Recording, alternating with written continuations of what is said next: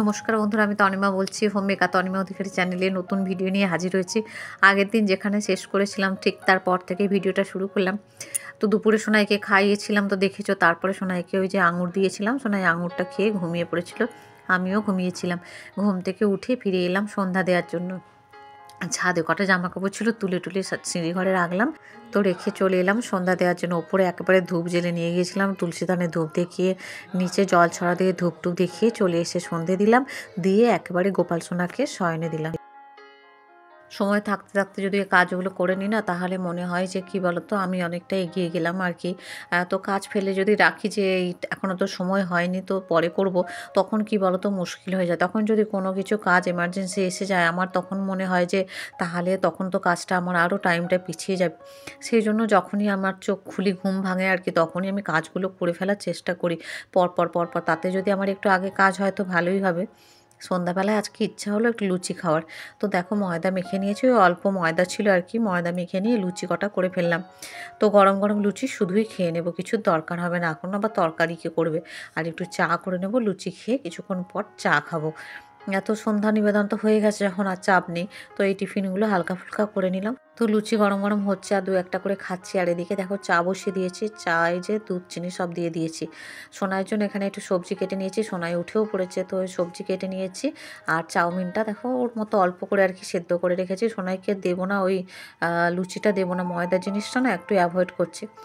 তো ওই জন্য সোনাইয়ের জন্য একটু চাউমিন করে নিচ্ছি আর কি। চাউমিন যদিও ময়দারই তৈরি, কিন্তু তবুও সবজি টবজি অনেক থাকবে আর কি, তো ওটা খেলে ওর পক্ষে ভালোই হবে, একদম কম তেলে করব।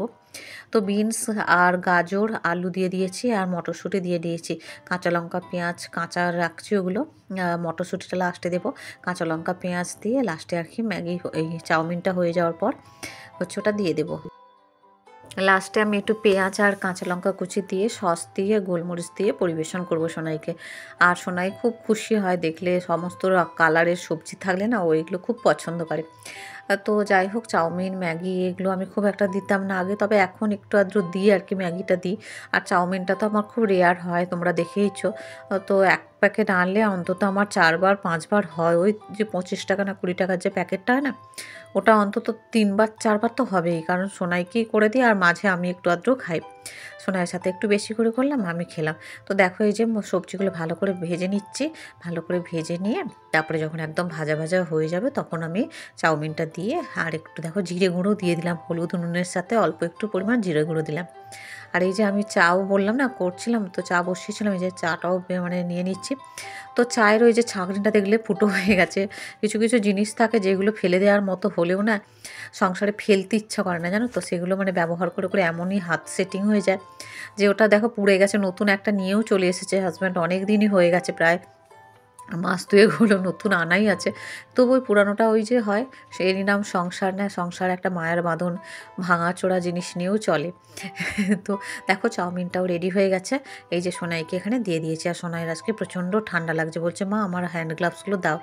তো হ্যান্ড গ্লাভসটাও দিয়ে দিয়েছি। তো সোনাই এখন খাবে, আর আমি ওদিকে রান্নাঘরটা একটু ক্লিন করে নেবো, কারণ ওই যে এত কিছু করলাম, লুচি আর এই চাউমিন টাউমিন করলাম, একেবারে রান্নাঘরটা ক্লিন করে নেবো, করে তারপরে পরে রাতের খাবারটা করব।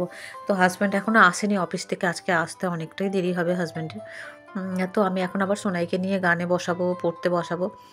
আর ততক্ষণে আমি না এই ঘরে চলে এসেছি। এসে প্রচুর জামা কাপড়, তোমাদের বলবো কি, জামা কাপড়ের পুরো স্তূপ। আমি সেই দুপুরের থেকে সব কিছু এই ঘরে এনে রেখেছি, এগুলো মানে আলমারিতে শোকেসে ভরবো। তো 2-3 দিন ধরে সেই বৃষ্টি হওয়ার পর থেকে শুকনো করছি, কেচে কেচে শুকনো করে, আর সোনাই যে ঘরে গান করে ওই ঘরের বিছানার উপরে তুলে তুলে রেখেছিলাম।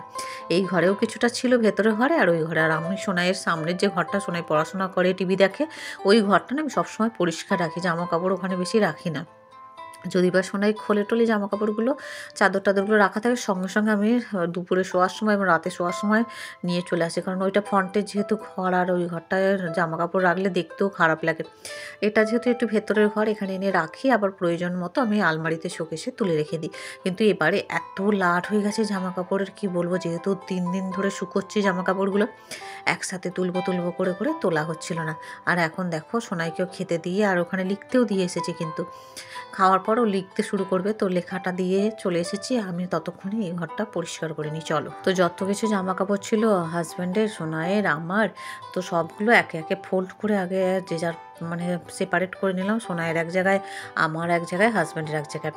আর তো এরকম করে সেপারেট করে তারপরে যে যার জিনিস সে তার জায়গায় মানে চালান করে দেবো।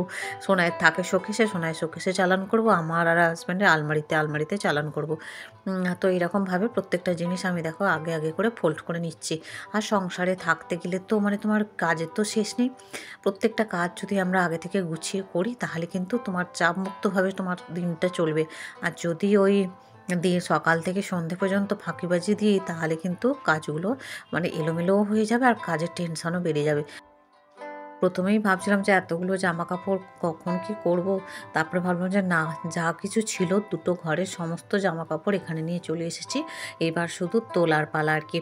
আর কিছু কিছু জিনিস না, যেমন সোনার গেঞ্জি, সোনার প্যান্ট, এগুলো না আমি একটা জায়গায় রাখি যখন না, কারণ গেঞ্জি যেগুলো ভালো আর কি, মোটামুটি অর্ডিনারি যেগুলো পরে না, টুকটাক যেগুলো একটু ভালো দরুন আছে আর যেগুলো কোথাও যাওয়ার জন্য সুন্দর আছে, মানে যাওয়া আসার পোশাক হিসাবে পরে, সেগুলো আলাদা জায়গায় থাকে।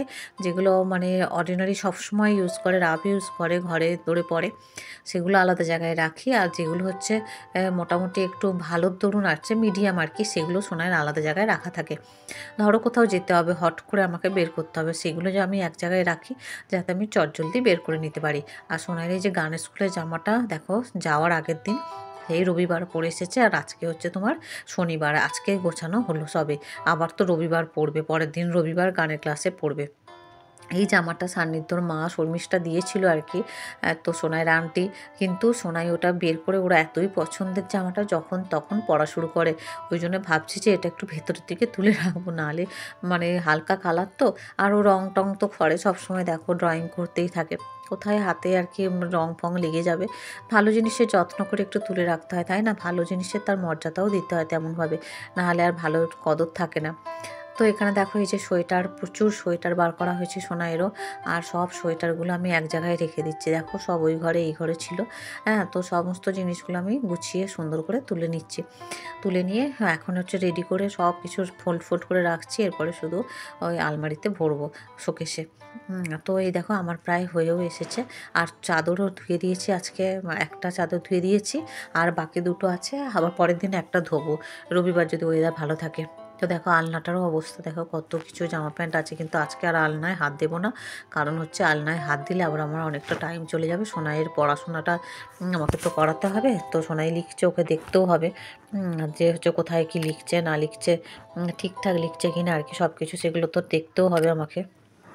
তো সেই জন্য আর কি আলনাটায় আজকে হাত দেবো না, পরে একদিন গোছাবো। তবে হাজব্যান্ডের যেগুলো ডেলি ওয়্যারের আছে সেগুলো আলমারিতে, এই আলনাতেই রাখছি এখন আপাতত, ওপরে ওপরে, পরে গুছিয়ে নেবো। আর শোকেসটা পুরোই সোনাইয়ের জামা কাপড় রাখি, কারণ হচ্ছে সোনাইয়ের আমাদের সাথে রাখি না, ঠিক আছে। আর আলমারিতে হাজব্যান্ডেরগুলো যেগুলো মানে ভালো দরুন আছে সেগুলো তুলে দিচ্ছি, আমারগুলোও তুলে দিচ্ছি। যাই হোক, কাজটা যখন কমপ্লিট হওয়ার পথে না ভাবছি যে কী করে হলো এত জামা কাপড়, আমার তো টেনশানে পড়ে গেছিলাম। তখন যখন হয়ে গেল তখন ভাবছি যে কী করে হলো। সত্যি কথা বলতে মনটা আমার না অনেক হালকা হলো। দেখো বিছানাটাই যে লাগছে পরিষ্কার, একটু আগে ডাঁই হয়েছিল, তোমাদের কি বলবো বন্ধুরা, কি করে পরিষ্কার হলাম নিজেও ভাবতে পারি। মানে আমার এত টেনশন লাগছিল দেখে অত জামা কাপড়। সোনাইকে নিয়ে বসে গেছি এখানে, তো সোনাইকে যতটা লেখা হয়েছে হয়েছে, বললাম চল বাবা তোকে গানটা করিয়ে নিই, কারণ গানটা হচ্ছে করে উঠতে পারলে না আমার মনে হয় পড়ানোটা যতক্ষণ পারে আমি পড়াবো, কিন্তু ওই গানটা করে থাকলে, টেনশনটা মাথায় নিয়ে থাকলে রাতের দিকে বেশি মানে পড়ালে তখন আবার চাপের হয়ে যায়, ওরও ঘুম পায়, ওর মেজাজ খিটখিটে হয়ে যায়। আমি যতটা পারি আগে গানটা পড়িয়ে নিই আর কি, যেহেতু আমার এখন তো পড়ানো শুরুই হয়নি, তো সেহেতু আমি আমার সময়টাকে আমি ইউটিলাইজ করতে পারছি, আমার যখন ইচ্ছা আমি গান করাতে পারছি, যখন ইচ্ছা আমি কাজ করতে পারছি। প্রতিটা জিনিসের না ভালো মন্দ দুটো দিক আছে। দেখো সময়কে যদি আমরা সুন্দরভাবে করতে পারি, দেখো দুজনে আবার খুনসুটি করছি, একটু সময় গান করে দেখাবো। ওই যে গলার ওই লকেটটা দেওয়া আছে ওটা হাতে একটু আটকে গিয়েছিল। হ্যাঁ, প্রত্যেকটা সময়কে যদি সুন্দরভাবে ইউটিলাইজ করতে পারি তার কিন্তু মধ্যে থেকে অনেক অনেক ভালো থাকা যায়, জানো তো। কোনো কিছুই খারাপ কিছু হয় না, প্রত্যেকটা জিনিসের ভালো দিকও আছে। আর ওদিকে আমি মাছ ভাজা আর ভাত এগুলো বসিয়ে দিয়েছি, ভাতটা বসিয়ে দিয়েছি আর মাছটা ভালবো, নুন হলুদ সব রেডি করে নিয়েছি। সোনাইকে এখন আবার একটু পড়াতে চলে এসেছি, ওই আর কি পড়াচ্ছি আর একটু করে গিয়ে গিয়ে ওই রান্নার কাজটা করছি। এইরকমভাবেই যেহেতু একার সংসার তো এরকমভাবে সব কিছু ম্যানেজ করতে হয়। আর দেখো যে হয়েও গেছে গাজর আলু সেদ্ধ আর মাছের ঝাল, এই দিয়ে রাতের ডিনারটা সোনাইকে করিয়ে দিলাম। ওদিকে দেখতে দেখতে হাজব্যান্ডও চলে আসবে, আর একটু পরেই হাজব্যান্ড চলে আসবে, ফোন করেছিল, এখন সোনারপুরে নেমেছে। ওইদিকে দেখো সোনাইকে খাইয়ে নিচ্ছি, কারণ ওই হাজব্যান্ড আসলে আমি আর হাজব্যান্ড একসাথে খাবো। তো যাই হোক সব কিছুই তোমাদের সাথে বিকেল থেকে শেয়ার করলাম। আশা করি আজকের ভিডিওটা তোমাদের ভালো লেগেছে, ভালো লেগে থাকলে অবশ্যই একটা লাইক করো, শেয়ার করো, কমেন্ট করো। বন্ধুরা সবাই ভালো থেকো, পরের দিন আবার একটা নতুন ভিডিও নিয়ে হাজির হবো। ততক্ষণ সবাই সেফ থেকো, সুস্থ থেকো, বাই বাই, গুড নাইট।